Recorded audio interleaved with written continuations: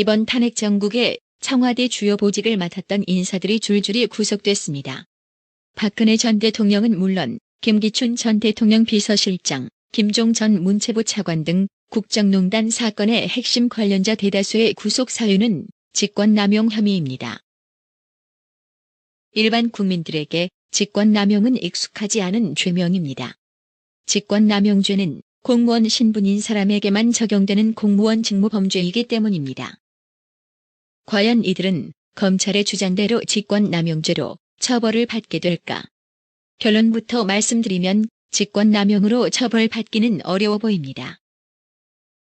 지난 한 해 동안 대법원에서 확정된 직권남용 혐의에 관한 판결 8건을 분석한 결과 재판을 받은 12명의 피고인 중 9명이 무죄 선고를 받았습니다. 1명은 벌금형을 받았고 2명만 실형 선고를 받았습니다. 실형 선고를 받은 2명은 뇌물수수 혐의 등이 겹쳐져 가중처벌을 받은 경우였고 그마저도 형량은 징역 4개월과 징역 6개월에 그쳤습니다. 같은 기간 서울중앙지법의 직권남용 혐의에 대한 재판 6건의 선고 결과도 3건은 무죄, 2건은 집행유예였고 실형은 1건뿐이었습니다. 직권남용죄의 무죄 비율이 높은 핵심적인 이유로 전문가들은 입증 곤란과 경계의 모호함을 꼽습니다. 형법은 직권남용죄를 공무원이 직권을 남용하여 사람으로 하여금 의무 없는 일을 하게 하거나 사람의 권리 행사를 방해한 때 성립한다고 규정하고 있습니다.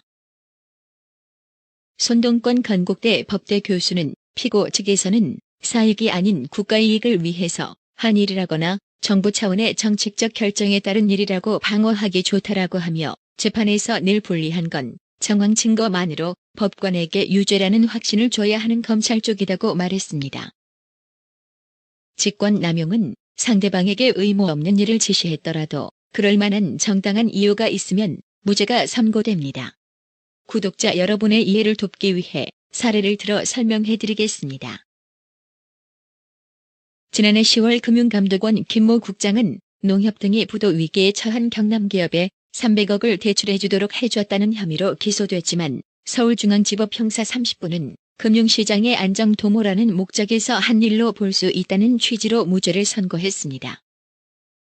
직권을 남용할 만한 동기가 있어 보여도 실제로 남용했다는 것이 합리적 의심 없이 증명되지 않으면 역시 무죄입니다. 변양균 전 청와대 정책실장이 대기업 간부들에게 전화를 돌려 자신의 내연녀 신정아 씨가 일하던 성공미술관에 후원금을 내게 만들었던 일도 직권남용의 결과가 아닌 기업의 정상적 매세나 활동의 일환으로 평가됐습니다.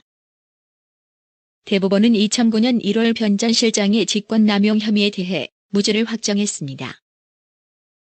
재판의 결과가 이렇다 보니 검찰은 아예 기소를 꺼리는 경향이 뚜렷합니다.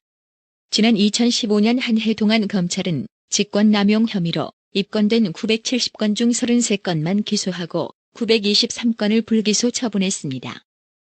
기소율 3.4%는 전체 범죄 평균 기소율 38.145%의 10분의 1도 되지 않는 수치입니다.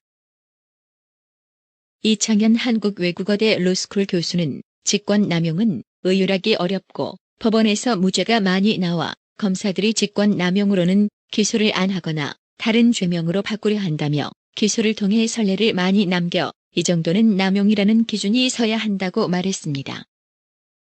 다시 말해 선례가 많이 없어 기준을 세우기가 좆도 애매하고 기준이 애매모호하다는 것입니다. 무더기 기소로 시작된 직권남용 재판의 결과는 향후 공무원 범죄에 대한 사법처리 관행이 돼 공무원 사회에도 적지 않은 영향을 미칠 전망입니다. 한편에선 공직사회의 경직을 우려하는 목소리도 나옵니다.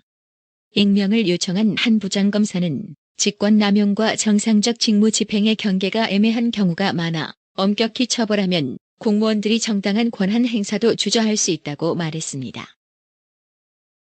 다시 말해 앞으로 펼쳐질 재판 과정에서 검찰이 직권남용에 대한 고민이 굉장히 커질 것으로 보여지며 또한 애매한 직권남용 판결 결과에 따라 공무원들이 존나 쫄아서 아무것도 할 수가 없는 상태에 이르러 가뜩이나 수동적인 공무원들이 더 수동적인 형태로 얼어붙을 전망입니다.